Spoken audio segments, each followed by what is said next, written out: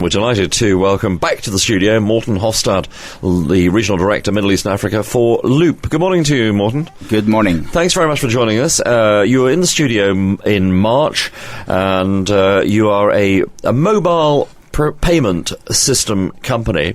And first off, we're going to talk about one of your big successes. This is the NBAD, National Bank of Abu Dhabi, Arrow system that enables NBAD customers through their mobile phones to pay to 200,000 destinations around the world via MoneyGram, and it's the fastest growing in the world.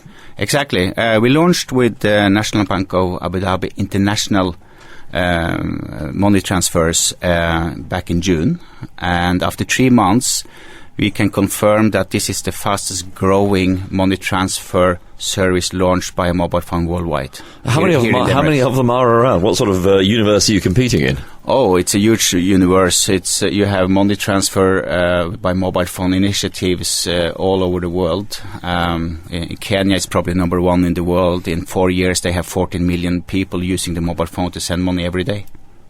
How fast is fast growing? Can you kind of quantify for us how many new customers you are adding there? Or how many new users, I guess? We are a service provider to the financial institutions, so we cannot submit any numbers on behalf of a bank. But if you are now the fastest growing in the world, I'm asking how fast is that? It's fast from being in hundreds of transactions a day, and on a domestic service we're talking about thousands of transactions a month. Are you the fastest because you only started 3-4 months ago, because you were coming from nothing? Well, we started Luup 10 years ago. But I mean with this particular mobile transaction that we're talking about. The way is that you need to make a service that is convenient and easy for the people on the ground to use. And if you can start with a payroll, then you don't have to think about how to get money into the mobile phone.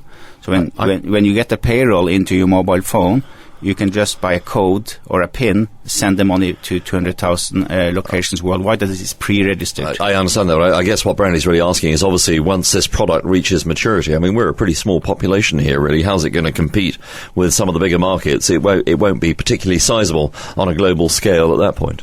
Oh, no, but UAE is an important market as a sending country for remittances together with Saudi Arabia and Kuwait. But our biggest initiatives we are doing right now is in India, where we are creating a standard for mobile payments for domestic services and distribution of money in India, Bangladesh and Pakistan. Does this relate to the conversation we had back in March, which is you were in the studio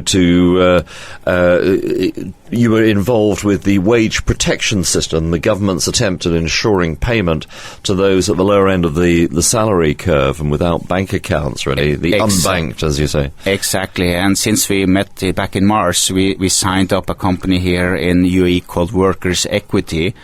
They are doing payroll processing for 400,000 blue-collar workers, and that service will be launched here in UAE in 2 months' time, and 60% of them are Indians, Pakistani and Bangladeshi.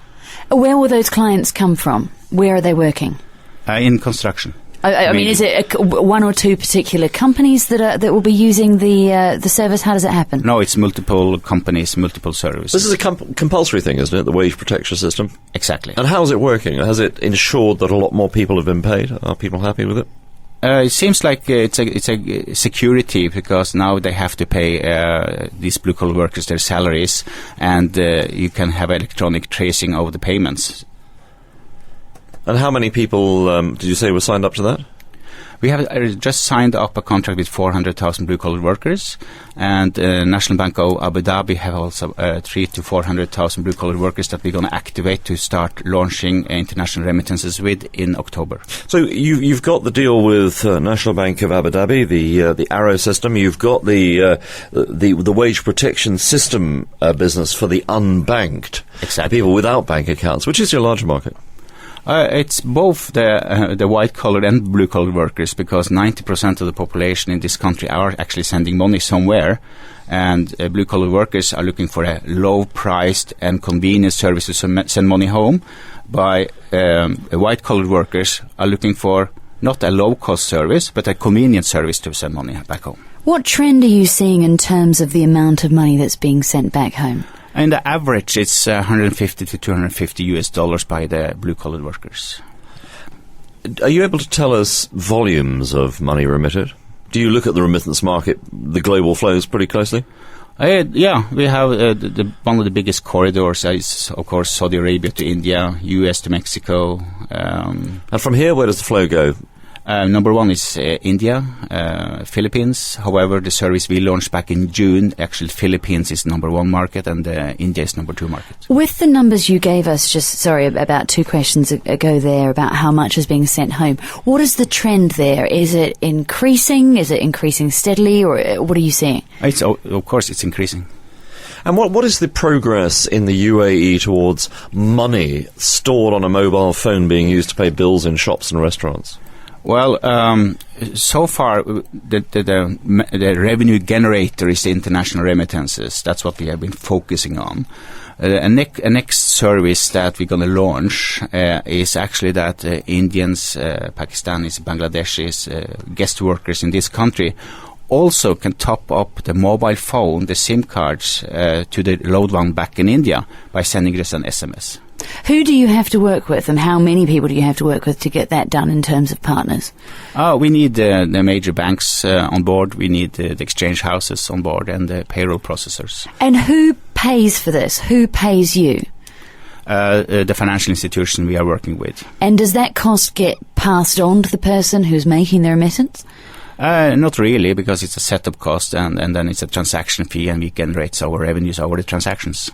Because I would assume that somewhere the guy at the end of the chain who's sending the money home is going to have to pay for this technology. I mean, everyone needs to make money along the chain. Yeah, and that's what we do. We're cutting costs. So that's why the banks and financial institutions is taking this on board. How much does one transaction cost, one remittance? Depending where you're going to send the money. Supposing I want to send $100 to the Philippines. I don't have a calculator for how much it costs to Philippines, but it's competitive. Okay. But it means what? We're talking half about a dirham, 10 dirhams? No, we're talking about the FX rate and the exchange rates are approximately 30 dirham. 30 dirhams. Is the use of mobile phones to send money going to do away, do you think, with the traditional remittance businesses, the traditional remittance houses? Oh, definitely. That's why we get the exchange houses and the banks on board. Because they were worried about losing the business. Exactly. Now, has the proliferation of technologies for mobile devices been a help or a hindrance to you? It's a help because now we have developed systems for SMS. We have developed systems for Java applications, for BlackBerries, iPhones, iPads, all handheld devices. Already the iPad? Exactly. Who's using that? I mean, presumably that's not your blue-collar worker market. No, definitely not. And which are the hot markets for Luup in the Gulf? I pretty much guess what you're going to say, but which one are the hot markets? Absolutely.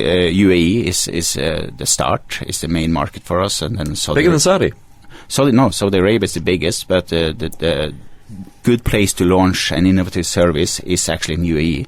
The National Bank of Abu Dhabi have been willing to experiment for the past 2 years, and we have learned a lot from that. I'm sure that you do a lot of research into populations and demographics in certain countries. Saudi Arabia, population somewhere, 27, 28 million. What percentage of those are blue-collar workers that might use your services? Approximately 7 million people. 7 out of the 27? Yeah. How secure are your services? I mean, if someone loses their mobile phone or has it stolen, what happens? Do you have a credit card? I do, yes. It's more safe than a credit card. You tell that to Malcolm, he's just lost his wallet. No, I found it again. It was actually, fortunately, mislaid and not lost. But is it secure, I guess I'm asking? I mean, if I'm sending money, receiving money to your mobile phone, how do you protect that? It's secured by PIN codes. It's secured by that the beneficiaries is pre-registered. So if anyone steal your phone, they cannot do any money transactions. Morten Hofstad, the Regional Director, Middle East and Africa for Luup. Thank you very much indeed for coming in, updating us on your company's progress. Thank you. Thank you very much.